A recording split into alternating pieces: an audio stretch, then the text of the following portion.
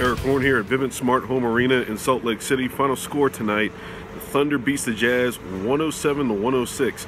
Big win for the Thunder on the first night of a back-to-back. Tough loss for the Jazz on the second night of a back-to-back. And, this game lived up to everything we've seen from the Thunder Jazz games in the past 2 or 3 years. Coming down to Paul George being outstanding once again.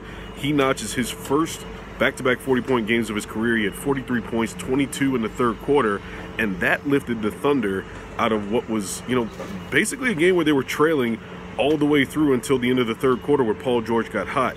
Thunder goes up by as many as 12, and basically from then on out, they're fighting out the rest of the game, and Russell Westbrook is really fighting his offense right now. He finishes the game with only 8 points. Only made 3 shots from the field, and he was really struggling, and it leaked into his shot selection again.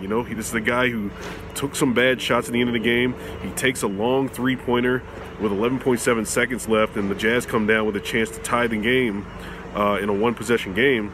But time and time again, when Russell Westbrook, doesn't play consistent defense throughout the course of a game, doesn't have good enough pick-and-roll defense on Ricky Rubio to where the Jazz are able to give Rubio space to operate and make that pass to Rudy Gobert cut into the basket, leaving shooters alone on the backside to where they hit open threes.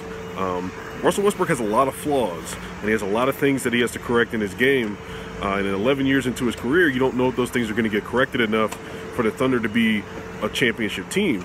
But there are some games where Westbrook corrects himself, and he does some things to win back possessions. He steals the ball from Donovan Mitchell, comes back down, passes to Terrence Ferguson in the fourth quarter to hit a big three. Sets up Steven Adams with a dump-off in the fourth quarter to get him a point. He has 9 assists. He has 12 rebounds. He has 3 steals, and then he comes up with the biggest defensive play of the game.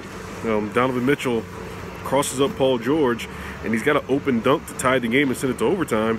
And Westbrook comes across, fouls out of the game with 1.5 seconds left, and puts Mitchell on the line. But it looked like a clean block on the replay, but either way, Westbrook had to make that play in rotation because Paul George got burned.